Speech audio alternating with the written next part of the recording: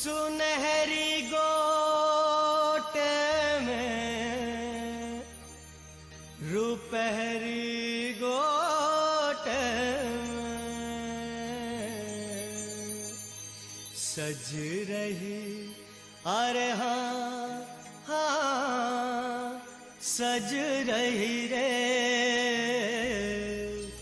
सज रही मेरी अम्बे मैया सुनहरी गोट में। सज रही मेरी अम्बे मैया सुनहरी गोट में। ओ सज रही मेरी अम्बे मैया सुनहरी गोट में।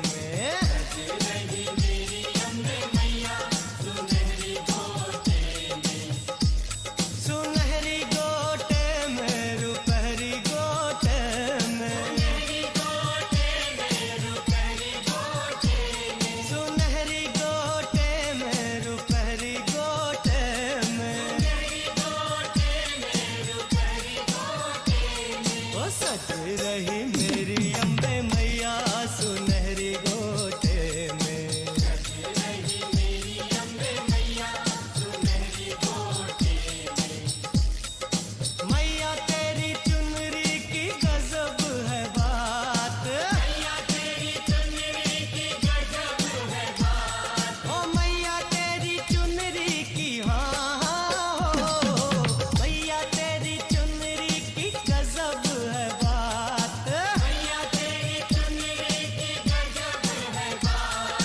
चंदा जैसा मुखड़ा मेहंदी से रचे हाथ। चंदा जैसा मुखड़ा मेहंदी से रचे हाथ। सज रही मेरी अम्बे मैया सुनहरी गोट में। सज रही मेरी अम्बे मैया सुनहरी गोट में।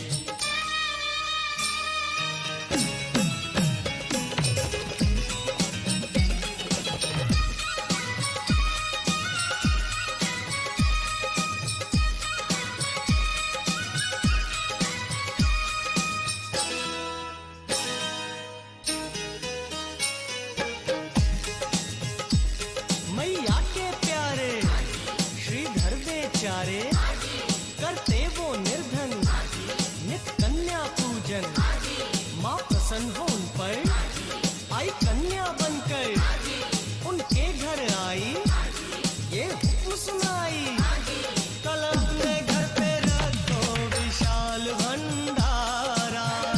घर पे रखो विशाल भंडारा। कराओ सबको भोजन बुलाओ गाँव सारा। सबको भोजन बुलाओ गाँव सारा। ओ सज रही मेरी अम्बे मैया सुनहरी गोट में। सज रही मेरी अम्बे मैया सुनहरी गोट में।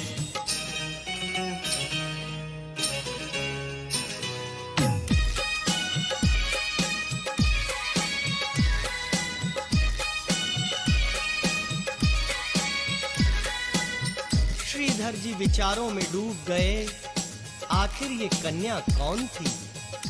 वो सोचने लगे मैं निर्धन इतने बड़े भंडारे का आयोजन कैसे कर सकता हूँ। सहसा उनके मन में विचार आया कि वो कन्या कोई साधारण कन्या नहीं थी, कोई महान शक्ति थी। और जब उसने इस महान कार्य का हुक्म दिया है तो उसका प्रबंध भी वही करेगी। यह सोचकर निमंत्रण देने निकल पड़े। गांव-गांव संदेशा दिया। रास्ते में गोरखनाथ जी मिल गए।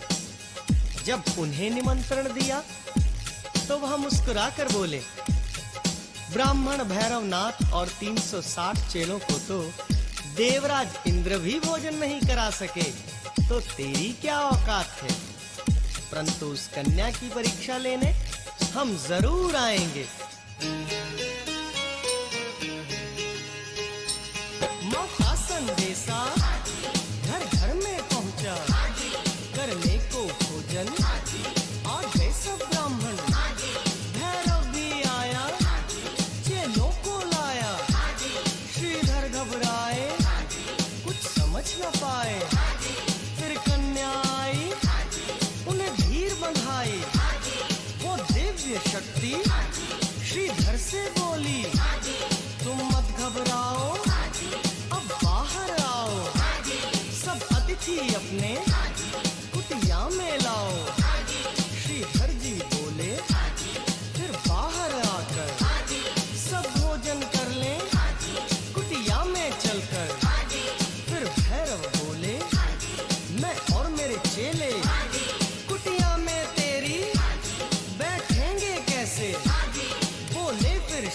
अंदर, तुम चलो तो अंदर, स्थान की चिंता तुम छोड़ दो मुझ पर। तब लगा के आसन बैठे सब ब्राह्मण, कुटिया के अंदर करने को भोजन। भंडारे का आयोजन श्रीधर जी से कराया, फिर सबको पेट भर के भोजन तूने कराया। मैया तेरी माया क्या समझेगा कोई, जो भी तुझे पूजे ओ हाँ हो, जो भी तुझे पूजे नसीबों वाला हो। सज रही मेरी अम्बे मैया सुनहरी गोटे में, सज रही मेरी अम्बे मैया सुनहरी गोटे में।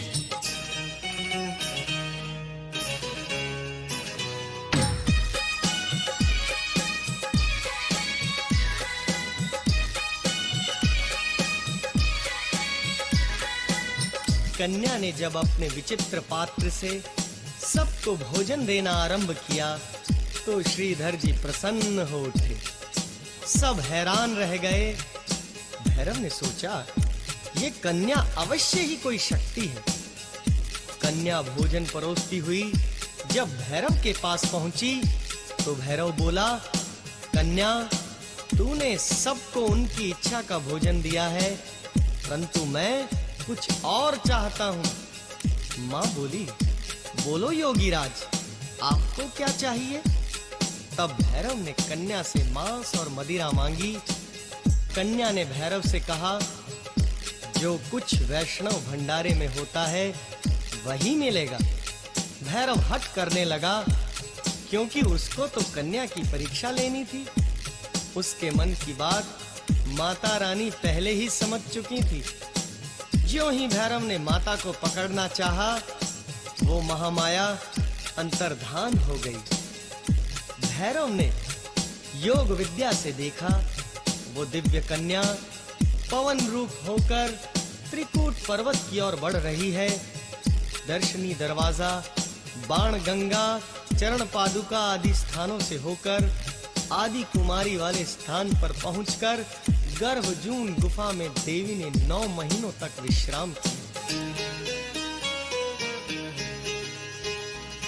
भैरव ना छोड़ा मैया का पीछा, माँ गुफा के अंदर जब छुप गई जाकर, जब गर्भ गुफा में भैरव जाता था, पहरे पर बैठे लंगूर ने रोका। अड़ गया था भैरव जब अपनी जिद पर, लांगुर भैरव ने हुआ युद्ध भयंकर।